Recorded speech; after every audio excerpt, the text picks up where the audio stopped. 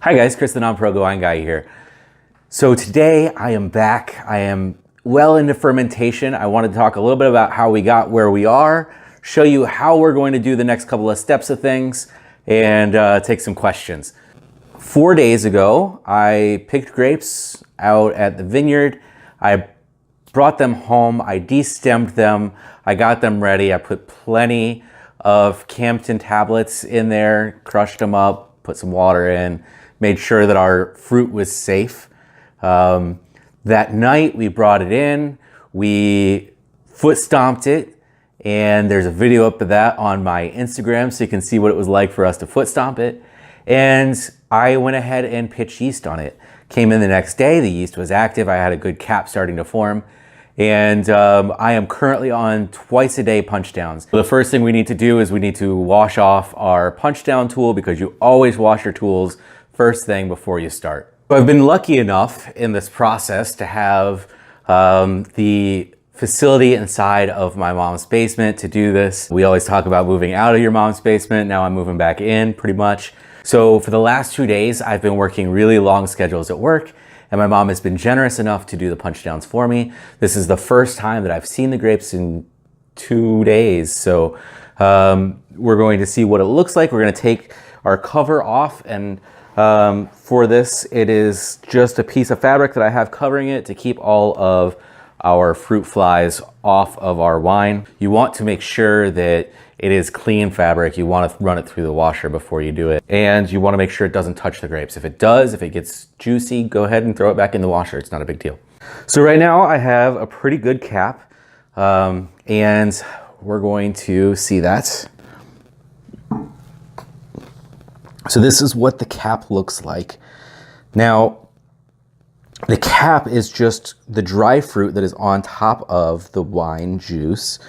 And what you're gonna see here in a minute is I'm going to use my punch down tool and push through the cap. And so if you can see here, I've got no hands on this punch down tool. This cap is pretty solid. And so basically we're just going to push through, and our goal is to include these grapes into the juice.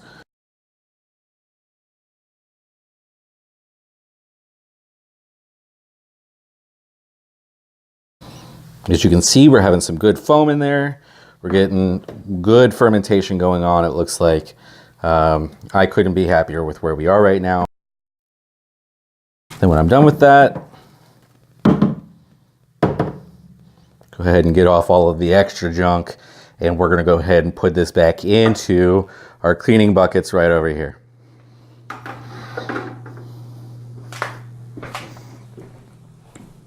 Great, so we just did our punch down. The punch down includes all of our grape skins, includes some of the tannins that naturally happen inside of the grapes, so that we can rely on them to give color and for them to give a little bit of flavor to our wine.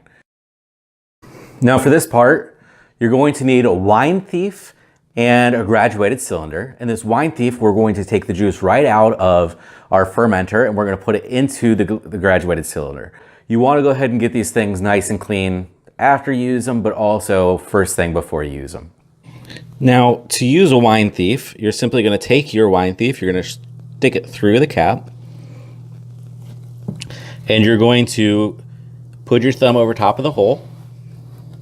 Make sure that I have some good juice. Pull it up, and I've got a little bit of wine in there.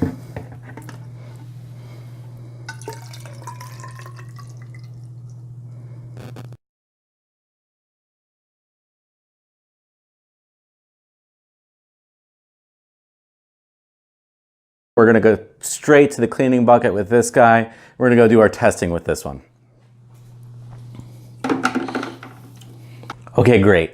We have our wine inside of our graduated cylinder. It's time to take our measurement of bricks. A lot of people say that this is measuring sugar, but there are a lot of other things that are going on inside of this juice that kind of play a factor into this. Things like pieces of the grape that haven't broke down, proteins.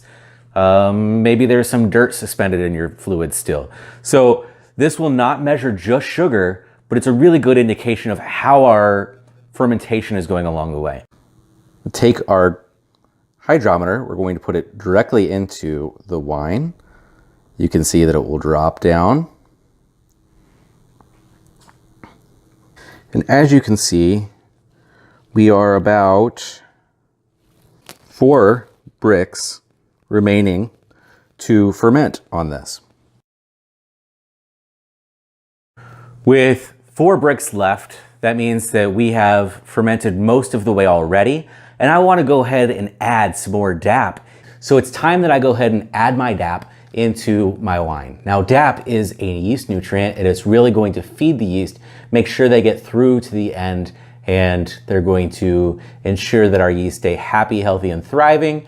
But they're also going to prevent any kind of bad flavor or scent that you get from stressed out yeast. And as you see here, the yeast love this stuff. They are foaming up already.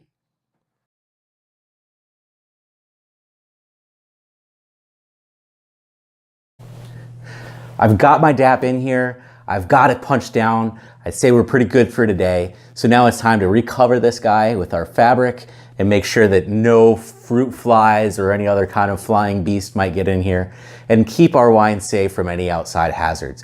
This right here is the best way to ensure that you're not introducing any kind of spoilage bacteria. Okay, so that's it for this week.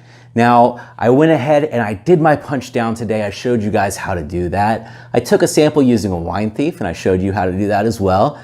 Put it in a graduated cylinder, took my bricks reading, and we're gonna explore that a little bit more in the future. I decided that it was time to add DAP into our wine to keep our nutrients in the wine good for our yeast to finish out fermentation. And then I went ahead and covered our grapes back up. Last week, I asked you guys to come up with your own questions, and I had the question from a follower named Chelsea who asked, how do you find the wine that is your favorite? And my advice for you, Chelsea, is to go ahead and try as many wines as you can get your hands on. My first 6 months in the industry, I tried over 500 wines.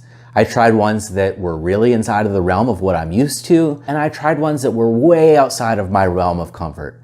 So my advice to you, if you're looking for your favorite wine, is to go ahead and try as many as you can get your hands on, and take good notes so that you can remember what it is that you like about each one, so maybe you can find one to come back to. So for this week's question of the week, I want to ask you guys if you'd rather learn about how to properly rack wine from one container to the next and what advantages it gives us, or if you'd rather learn about how exactly to use our hydrometer and how to test for TA. So if we do that, I'm going to be doing some close-up videos on my test equipment, and if we do racking, we're going to get to see that from a different perspective as well. So go ahead and leave that in the comments below. If you enjoyed our video today, go ahead and subscribe to my YouTube channel, give me a like on Facebook, and continue to be part of the conversation. Until next week, cheers.